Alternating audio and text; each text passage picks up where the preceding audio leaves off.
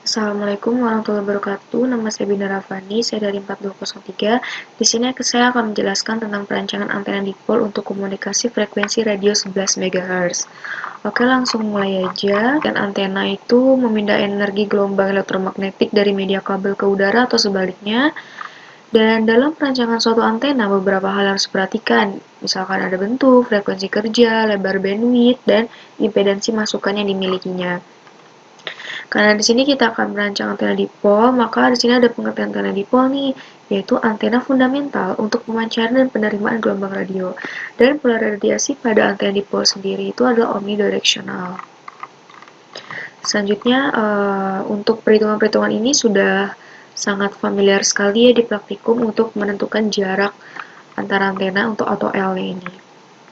Dan ini adalah tahapan-tahapan dalam pembuatan atau perancangan antena dipol. Nah, biasanya pertama kita akan desain dulu antena dipolnya, kemudian meneliti dengan cara menggambar bentuk antena dipol serta bahan-bahan yang akan diuji, dan digunakan dalam pembuatan dan penelitian antena dipol serta melakukan pengukuran komponen lainnya seperti diameter, panjang aluminium, jumlah klem, jumlah bagel U, panjang dan lebar bahan nilon.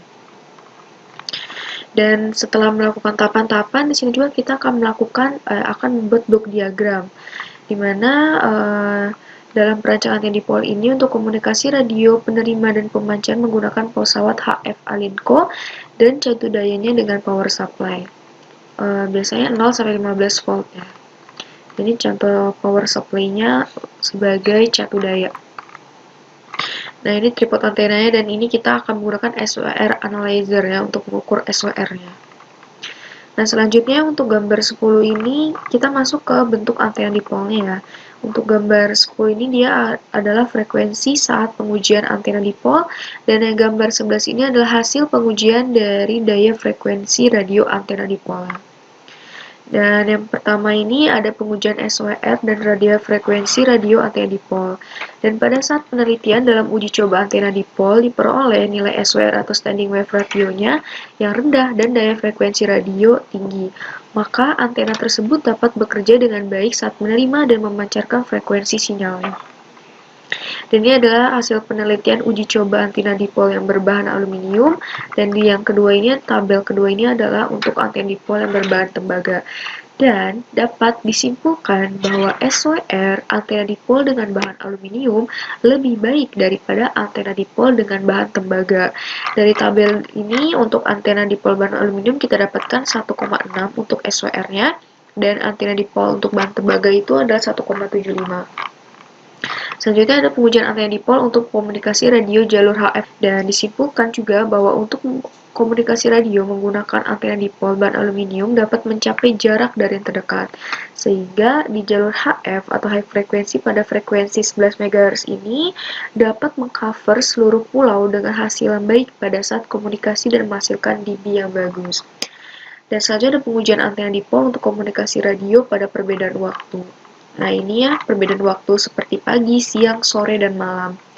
Jadi, untuk disimpulkannya itu antena dipol yang berbahan aluminium dapat digunakan untuk komunikasi radio yang mencakup beberapa pulau saat komunikasi dengan hasil yang baik di waktu pagi, siang, sore, ataupun malam.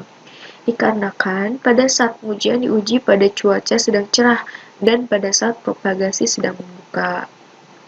Nah, berdasarkan penelitian perancangan antena dipol ini dapat disimpulkan bahwa tadi antena dipol itu kan dengan bahan nilon sebagai penyangga outernya, kemudian perlu di matching dengan SWR atau standing wave radio, ya kan. Terus selanjutnya itu antena dipol ini juga dapat digunakan pagi, siang, sore, ataupun malam.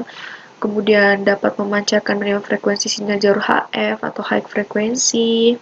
Kemudian juga untuk radio komunikasi ya tadi pada jalur HF, dan itu untuk frekuensinya itu 11 MHz ini untuk komunikasi radio antar pulau. Oke, sekian dari saya, kurang lebih mohon maaf. Wassalamualaikum warahmatullahi wabarakatuh.